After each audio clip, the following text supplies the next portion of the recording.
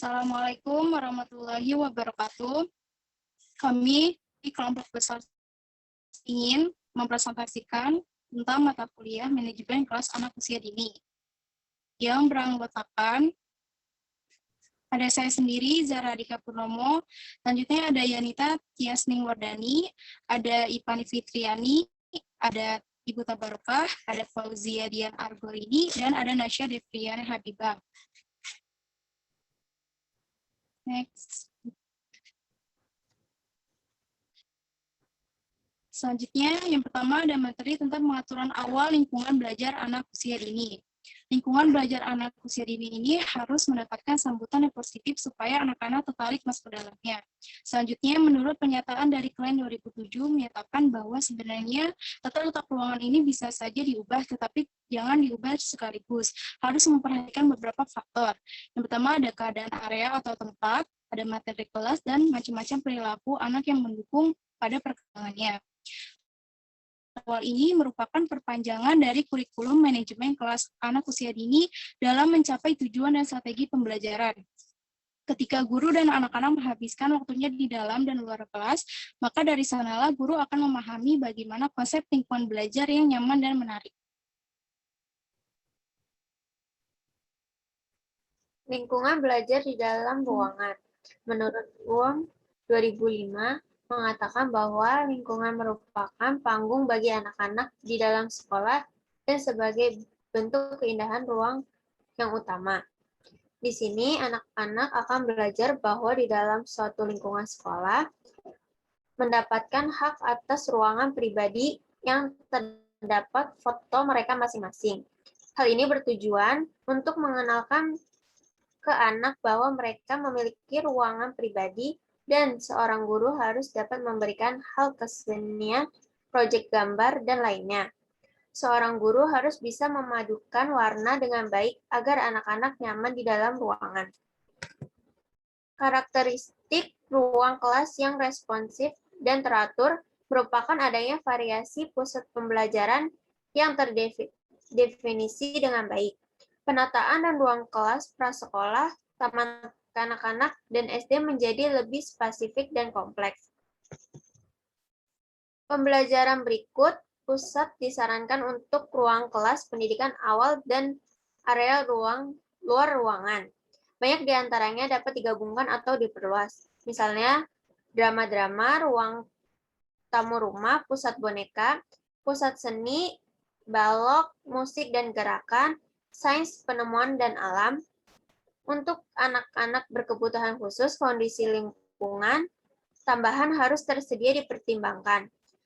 Pendidikan anak usia dini yang efektif didasarkan dengan bahwa anak-anak adalah terlepas dari kemampuan mereka, seperti bergerak dengan aman di lingkungan yang bebas dari kekacauan, licin, atau kusut, permadani, berkontribusi pada keselamatan dan keamanan setiap anak.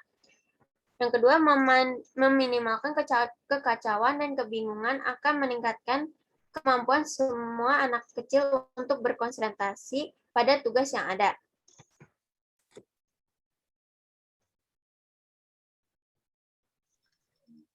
Contoh pengaturan kamar bayi.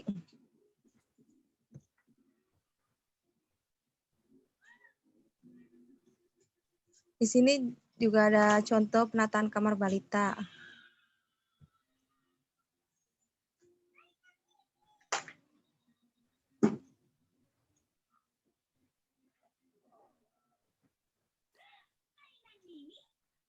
Di sini juga ada contoh penataan kamar prasekolah.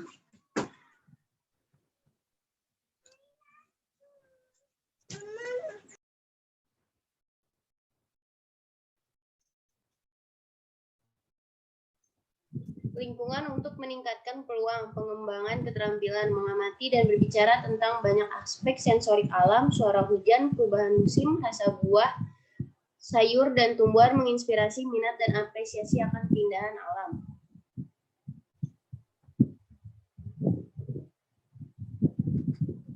Menjelajahi lingkungan fisik, mereka terdiri dari banyak kurikulum untuk bayi dan balita yang dapat berpindah-pindah. Area bermain mereka bisa lebih spesifik, misalnya menampilkan balok, buku, dan aktivitas otot besar dan kecil. Mereka juga membutuhkan ruang tempat agar bisa bermain sendiri atau jadilah penonton saat orang lain bermain.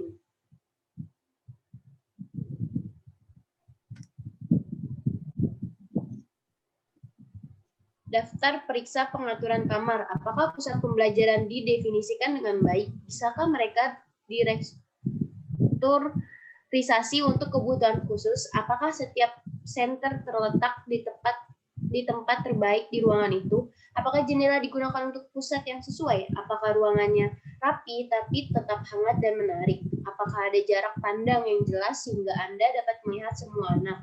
Apakah furniture sesuai dengan ukuran fisik anak-anak? Apakah fasilitas kamar mandi nyaman? Apakah pencahayaan memadai? Apakah suhu ruang kelas nyaman untuk anak-anak? Apakah setiap anak memiliki ruang tersendiri untuk penyimpanan? Apakah lingkungan menyambut orang tua saat mereka memasuki kelas?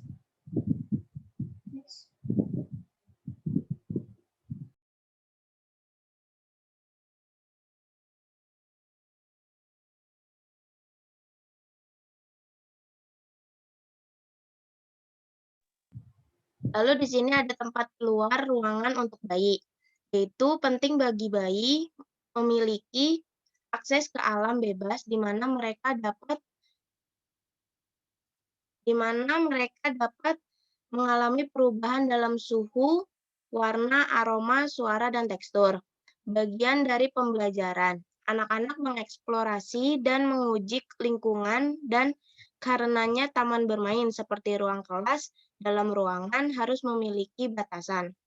Lalu yang terakhir, bermain di luar ruangan adalah bagian penting dari keseluruhan kelas dasar kurikulum. Bermain mencerminkan dan meningkatkan semua bidang perkembangan anak-anak. Namun saat ini istirahat di luar ruangan berada dalam bahaya di banyak sekolah.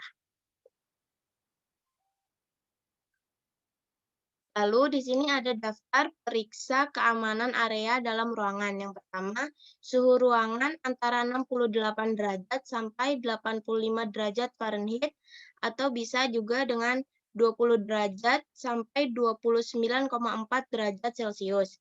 Yang kedua, kamar ini memiliki penerangan yang baik. Yang ketiga, meja dan kursi berukuran anak-anak. Yang keempat, suhu air tidak lebih tinggi dari 120 derajat Fahrenheit atau juga dengan 48,8 derajat Celcius. Dan yang terakhir, semua obat disimpan di dalam lemari atau kotak terkunci.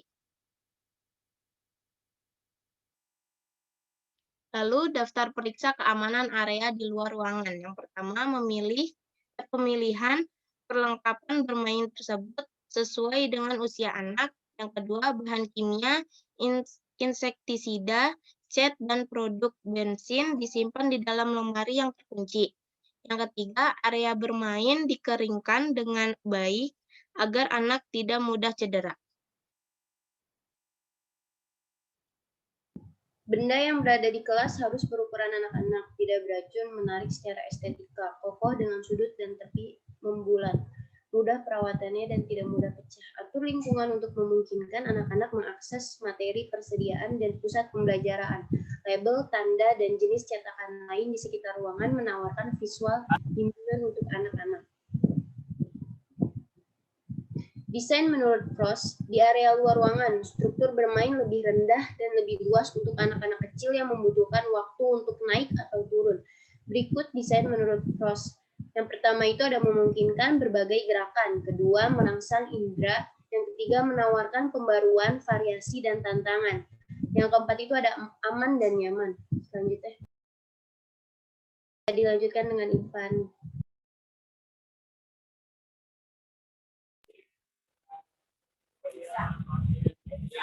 Permukaan harus menawarkan berbagai tekstur dan warna seperti permukaan yang keras, area untuk permainan dan main beroda, area berumput, lembut yang luas dengan perpohonan, area taman, bahan organik lepas seperti kulit kayu mainan atau serpihan kayu anorganik, material lepas seperti pasir dan kerikil, kacang dan alas karet atau busa. Berikut saran-saran pemilihan peralatan.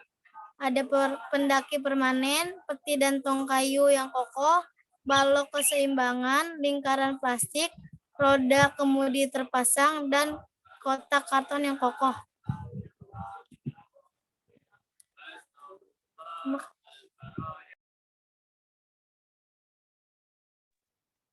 Sekian dari presentasi kelompok kami, kurang lebihnya mohon maaf. Wabillahi taufiq wal hidayah. Wassalamualaikum warahmatullahi wabarakatuh.